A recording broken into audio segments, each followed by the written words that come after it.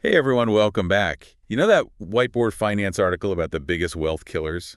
We're doing a deep dive on that today. Oh, yeah, that's a good one. I like how they use that whole pizza thing as an analogy. Yeah, they said each trap is basically someone taking a bite out of your financial pizza. Makes you kind of hungry, but also a little nervous, right? Definitely. So let's just lay it all out there. Yeah. What are these traps that we need to avoid? Well, they highlighted 5. Get-rich-quick schemes, the whole house-poor situation. Then there's lifestyle creep, divorce, and of course, status symbols. Wow. Okay, so a lot to cover. But just off the top of your head, which one do you think is the most dangerous for people? That's a good question. I mean, they're all bad in their own ways, but I think the get-rich-quick schemes are super tricky.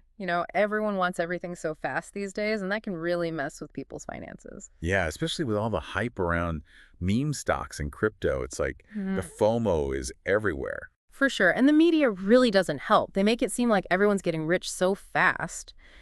But the reality is most people end up buying high and selling low, which just makes them lose even more. It's like they say in the article, future value of losses. That part really got me thinking. Oh, yeah, that's a powerful concept. Think about it like this.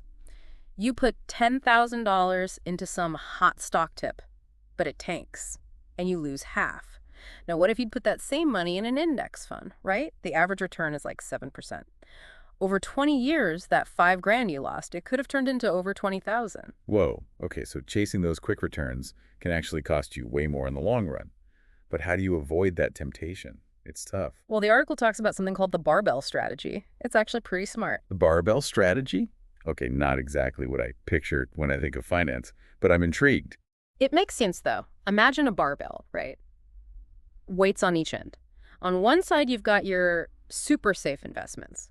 Think cash, treasury bills, maybe some high-yield savings from a solid place like Goldman Sachs or their Marcus accounts. Got it, so that's the safe and stable side.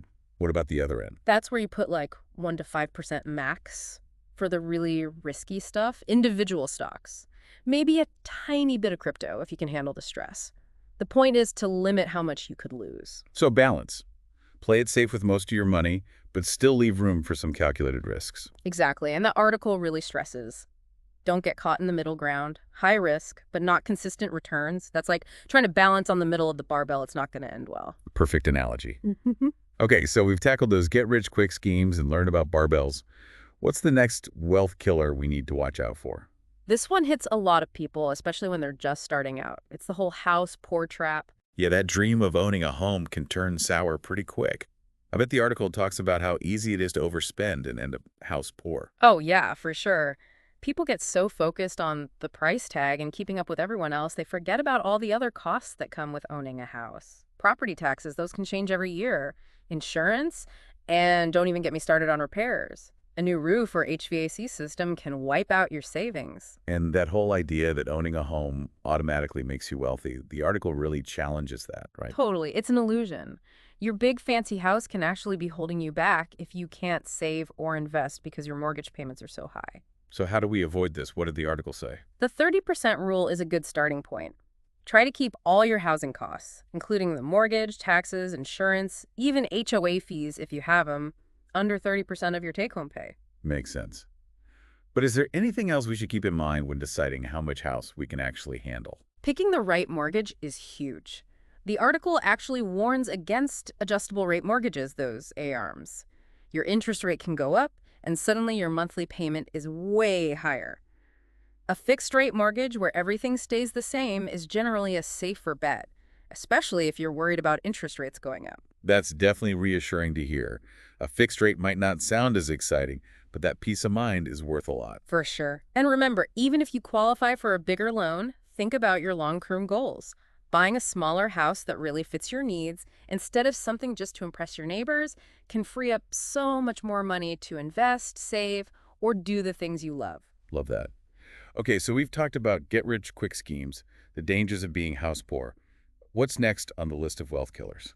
This one's a little trickier, but just as important. It's all about your social circle and the danger of lifestyle creep. Ooh, this is a good one. It's so easy to get caught up trying to keep up with everyone, especially with social media these days. Absolutely. The article talks about how your friends, without even meaning to, can influence your spending habits. It's like this unspoken pressure to keep up. Yeah. Especially when you're making new friends or trying to fit in with the student group. Yeah, I get that. When everyone around you is going on fancy vacations or buying the latest gadgets, it's easy to feel like you need to do the same, even if you can't really afford it. Exactly. And the article contrasts that with childhood friends, who tend to be less focused on all that outward stuff. They know you better. That's interesting. I wonder if it has to do with age, too. Maybe when you're younger, there's more pressure to prove yourself, but as you get older, you care less about what other people think. Could be. And we can't forget about social media. It's like a highlight reel of everyone's best, most expensive moments. It's so easy to fall into the trap of wanting what they have, even if it means going into debt. Yeah, it's like peer pressure, but from online. It can make you feel like you need to buy all this stuff just to keep up. For sure. And it's not just about things either. It's the pressure to eat at fancy restaurants, go to concerts, take those perfect Instagram-worthy vacations. All of that adds up. Yeah. So how do we escape this pressure cooker? How do we avoid lifestyle creep? The article says to be mindful about who you spend your time with. Surround yourself with people who value you, not for what you own. That makes so much sense. It goes back to what we were saying about those childhood friendships. Right. It's not about cutting off everyone who has different spending habits. It's about being aware of their influence and making sure it's not dictating your own choices. Like setting healthy boundaries, but financial ones. Exactly. And the article gives some good practical tips too. One that stood out was resisting the urge to immediately spend more every time you get a raise. Use that extra money to boost your savings or investments instead. That's a great idea. It's so tempting to upgrade your lifestyle when you get more money, but putting it towards your goals is so much smarter. Yeah, it's like a gift to your future self. And another tip is to be mindful of your social media use. Unfollow those accounts that make you feel bad about your finances. Limit the stuff that makes you feel like you need to buy things you don't. That's so true. It's all about being intentional with your time and energy and surrounding yourself with positive influences, both online and offline. Couldn't have said it better myself. And remember, you don't have to keep up with anyone else's pace. Focus on building a life that feels good to you within your own means. That's what really matters. Awesome advice. Okay, so we've talked about get-rich-quick schemes, the house core trap, and the sneaky dangers of lifestyle creep. Now for the topic that nobody really wants to talk about, but we have to, divorce. Yeah, this one's a little tough. But the article makes it clear that divorce can be a huge wealth killer. It's not just the emotional part, it's the financial reality of it all. That's true. I think a lot of people underestimate just how complicated divorce can be financially. They think it's just splitting everything 50-50 and that's it. Oh, it's way more than that. The article mentions that the average cost for legal fees alone can be around $7,000, but it can get much higher than that. Settlements, alimony, child support, it adds up fast. And even if things are amicable, dividing assets like retirement accounts or property can be a headache. Totally.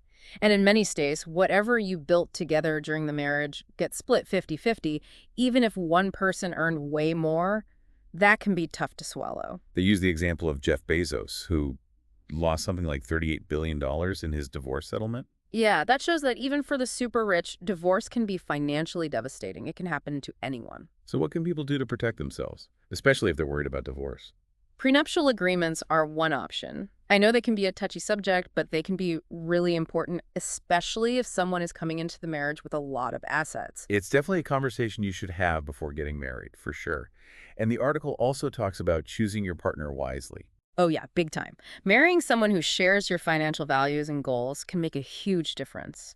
When you're on the same page about money, there's less chance for conflict, and that can lead to a more financially secure relationship. It's not just about love, it's about finding someone who's compatible with you in every way, including financially. Exactly. And another important point the article makes is to stay involved in your household finances. When both partners know what's going on with the money, it prevents surprises down the line. It's about being proactive and communicating openly about money instead of waiting for problems to arise. Couldn't agree more. Okay, so deep breath. We've talked about get-rich-quick schemes, being house poor, lifestyle creep, and the big D word. What's the final wealth killer on our list? It's the one we're all guilty of at some point, those tempting status symbols. Oh yeah, those are sneaky. It's so easy to get caught up in wanting to show off your success through fancy stuff. Yeah, it's like the classic keeping up with the Joneses. But now it's not just the Joneses, it's everyone on social media flaunting their designer clothes and luxury cars. Right. And the article talks about something called the new money mindset. People who didn't grow up with a lot of money might feel a stronger need to prove they've made it by buying expensive things. It's almost like they're trying to make up for past insecurities or show everyone that they're successful now. Exactly. And the article uses this great analogy of a tattoo mentality. You get one tattoo, then you want another and another. It's the same with luxury items. You buy one, then you want more and more. I love that. It's so true. You get caught in this cycle of wanting bigger and better things. But besides the psychological part, why is chasing status symbols a bad financial move? Think about depreciation, especially with luxury items. Like cars, they lose a ton of value as soon as you drive them off the lot. We're talking 30 to 50% depreciation in the first year alone. Ouch. So a $50,000 car could be worth half that in just a year. That's a lot of money to lose, money that could have been invested or used for other things. For sure. And it's not just cars. Designer bags, jewelry, electronics, they all lose value quickly. You won't get back what you paid if you try to resell them. So what's the solution? How do we resist those shiny temptations? Discipline. The article says to limit those status symbol purchases to a small percentage of your overall wealth. Don't let those splurges derail your long-term financial goals. So it's like setting a budget, but specifically for your wants, not your needs. Exactly. Another strategy is to buy pre-owned luxury. You can still enjoy those nice things, but you're not paying that initial depreciation hit. That's smart. You get the luxury, but without the financial burden. And what about those times when you really want something specific, but you're not sure if it's worth the splurge? The article talks about the power of delayed gratification. Wait a while before you buy it. If you still really want it after a few weeks or months, then maybe it's worth considering. And while you're waiting, do some research. Compare prices. Make sure it fits into your budget and your long-term goals. Great advice. It's so easy to buy things impulsively, but taking that time to step back can save you a lot of money and regret. For sure. The article even suggests setting a financial milestone for yourself before you allow yourself those big splurges, like maybe you reach a certain net worth, pay off your student loans, or save a big chunk for a down payment on a house. Having a goal in mind can definitely make it easier to resist those temptations. Totally. And it helps you stay focused on the bigger picture. All right, deep breath again. We've covered all 5 wealth killers from the article.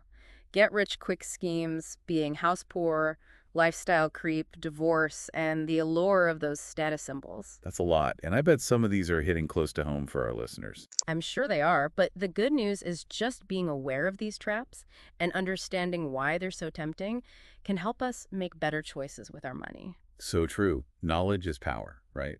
It's about being proactive and building those healthy habits that will set us up for financial success. Absolutely. And it's important to remember that these 5 wealth killers are often connected. They all come back to things like lack of discipline, impulsive decisions, and not thinking about the long term. It's like each trap is taking another bite out of our financial pizza, Yeah, leaving us with less and less for the future. exactly. But the good news is we get to choose which slices to protect, which bites to avoid, and ultimately how we want to build a life of financial freedom and abundance. I love that. So to our listeners, now that you know about these 5 wealth killers, it's time to put this knowledge into action.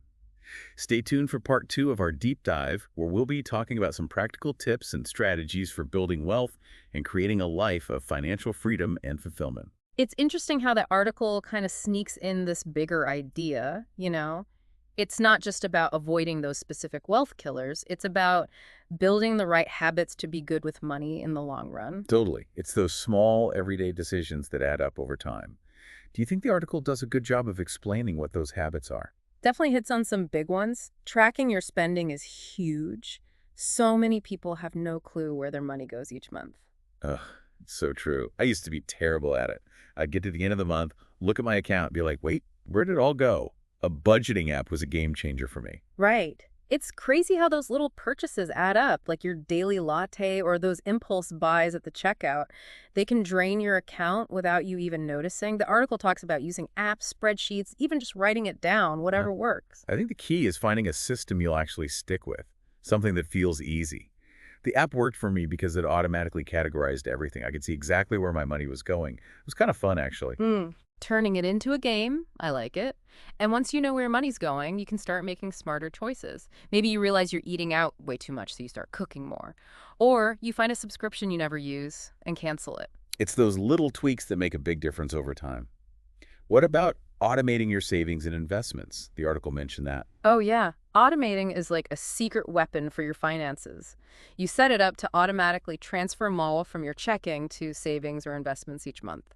It's like paying yourself first. It's like, future me, you're welcome. Exactly. You don't even miss the money because it's gone before you can spend it. And you can automate investments too. Put a chunk of your savings into a mix of stocks, bonds, or index funds.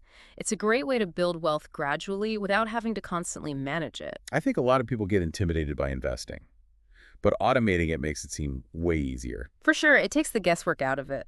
And if you're new to investing, there are robo-advisor platforms that can help you set up a portfolio based on your goals. It's like having a financial advisor on your phone. Yeah. Speaking of learning, the article talks about the importance of constantly learning about money, right? Oh, definitely.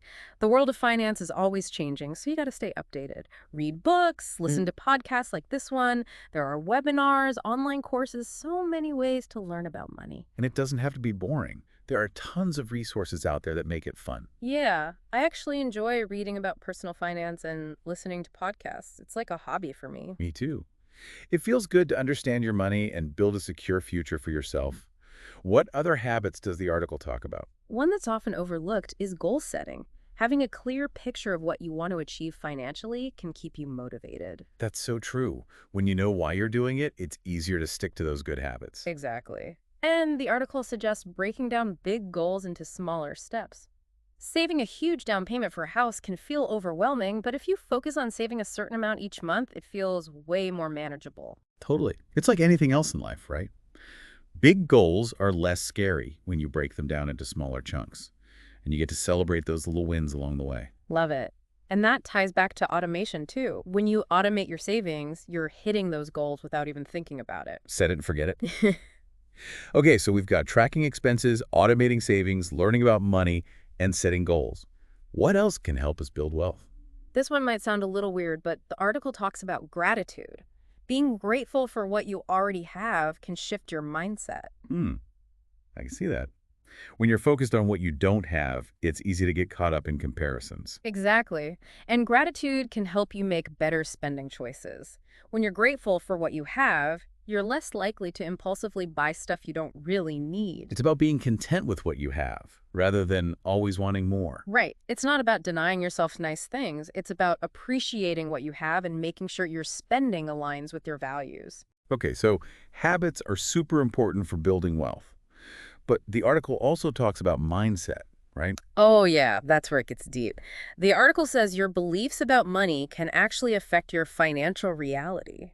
Whoa, so you're saying that what you think about money can actually influence how much you have. It's kind of like a self-fulfilling prophecy. If you think you're always going to be broke, you're more likely to make decisions that keep you broke. I've totally been there. When I was stressed about money, I made some dumb choices out of fear. It happens to a lot of people. But if you believe that you can be wealthy, you're more likely to make choices that will actually get you there. So it's all about changing your beliefs about money.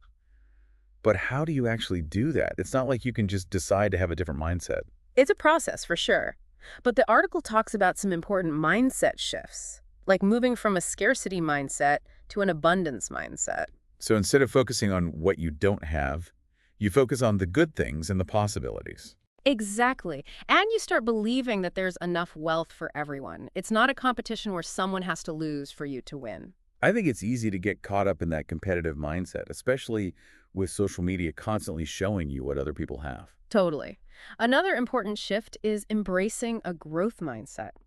Be open to learning and trying new things with your money. Don't be afraid of making mistakes. See them as lessons. It's about seeing challenges as opportunities to learn and grow. Exactly.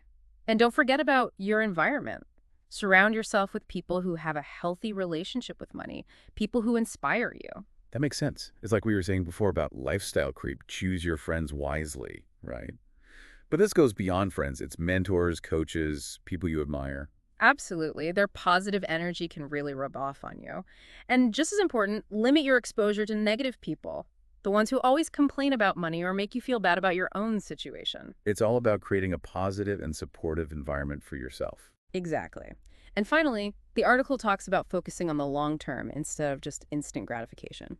Right. We've talked about that with those get-rich-quick schemes and resisting those status symbols.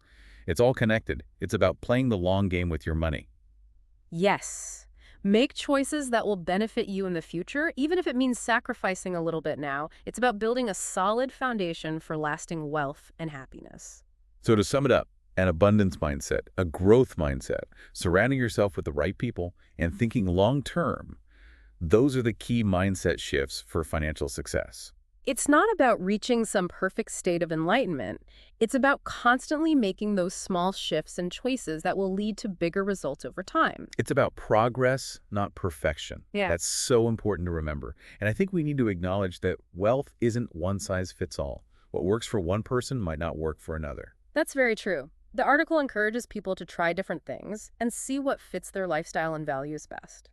It's about becoming your own financial expert, creating a plan that works for you. That's so empowering. It's about taking control of your finances and not just blindly following someone else's advice. But figuring it all out can feel overwhelming. Where should people start? Well, the article gives some really practical steps. And I think one of the most important is to create a budget and track your spending. The good old budget. We hear about it all the time, but I know a lot of people still struggle with it. I get it. Budgeting can feel restrictive or even scary, but I think of it as a way to take control. It's about making conscious decisions about your money and making it work for you. Love that. It's Oh. not about deprivation. It's about being intentional with your money and making choices that align with your values and goals. I think a lot of people resist budgeting because they think it means tracking every penny and never having any fun. Absolutely. It doesn't have to be that intense. There are different ways to budget, and the key is finding what works for you in your life. Exactly. Some people love detailed spreadsheets, while others prefer simpler methods like the envelope system or budgeting apps. And those apps can be amazing. A lot of them link to your bank accounts and automatically categorize your spending. They can even alert you when you're getting close to your spending limits. It's super helpful. That's so cool. It's like having a personal finance assistant in your pocket. Yeah, technology has made it so much easier. And once you have that budget figured out, the article says the next thing is to automate your savings and investments.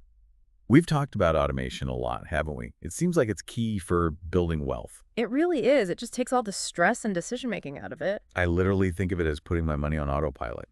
Once I set up those automatic transfers, I can just let it do its thing. Exactly. And it's like you're paying yourself first before you even have a chance to spend the money. It's already working toward your goals. So true. No more temptation. Speaking of temptation, the article talks about how we should resist spending on things we don't need and invest in our education instead. Right. Instead of buying that new gadget or fancy purse, invest in knowledge and skills. That'll pay off way more in the long run. Like we said before, it's an investment in your future self. And there are so many options now. Books, podcasts, courses, advisors. It's incredible. There's a ton of info out there, and a lot of it is free or really cheap. You don't have to become a financial guru overnight. Just start with the basics and keep learning. I think a lot of people get scared by all the jargon and complicated stuff, but honestly, it doesn't have to be overwhelming. There are resources that make it easy to understand. Definitely. It's a journey, not a race. Take it one step at a time. Great advice. And speaking of steps, the next tip in the article is about diversification. Ah, yes, diversification. That's so important for investing. Spread your risk. Don't put all your eggs in one basket. Sound familiar? We talked about it with income streams, but for investments, what kind of things should we be spreading our money across? The article suggests a mix of stocks, bonds, real estate, and commodities. Each one has different risks and potential rewards, so having a mix creates a more balanced portfolio. So it's not just about picking stocks, it's about having your money in different types of assets, maybe even different parts of the world. Exactly. There are different ways to diversify, too. Some people like to pick individual stocks and bonds. Others prefer mutual funds or ETFs, which hold a bunch of different assets. Oh, so many choices. It's amazing how much easier it is to invest nowadays. Right. And there are resources that can help you figure out the best strategy for your goals. Speaking of resources, the article also talks about negotiating your salary and benefits. Oh, yeah, negotiating is so important. It can make a big difference in your financial life. A lot of people hate negotiating, especially when it comes to their salary. But the article says it's about knowing your worth and asking for what you deserve. Exactly. Employers expect you to negotiate. It's part of the game. And they usually have some wiggle room when it comes to pay and benefits. So, any tips for becoming a better negotiator? Do your research, know what you're worth in the market, and be ready to talk about your skills and accomplishments. Be confident. It's about showing your value and not being afraid to ask for what you deserve. For sure. And remember, it's not just about the salary. Negotiate your benefits too. Health insurance, retirement plan, vacation time, professional development, all that stuff matters. Benefits can be a big part of your overall compensation, so don't be shy about negotiating those too. The article also talks about building multiple streams of income. Yes. It's about having different ways to earn money, not just relying on one job.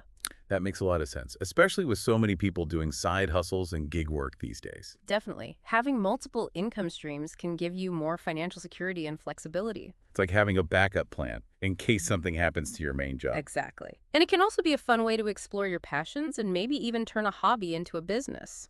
Okay, so budget, automate, educate yourself, diversify, negotiate, and build multiple income streams. Got it. What else?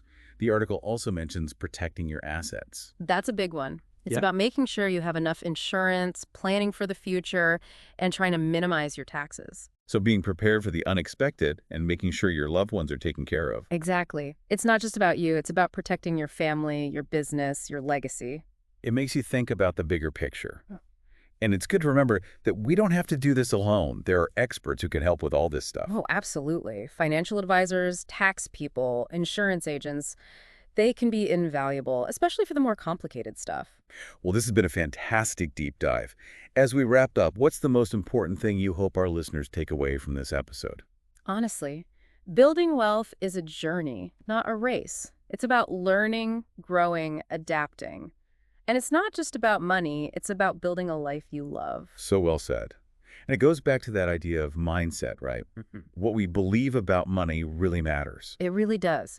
A positive and empowering mindset is essential for financial success. Believe in yourself and your ability to achieve your dreams. And remember, anyone can build wealth. It doesn't matter where you come from or how much you make right now. It's about making smart choices, building good habits, and staying focused on your goals. Amazing advice. So to all our listeners out there, take action, enjoy the journey, and start building that financial future you deserve. We're here to cheer you on every step of the way. Thanks for joining us. Thanks for joining us.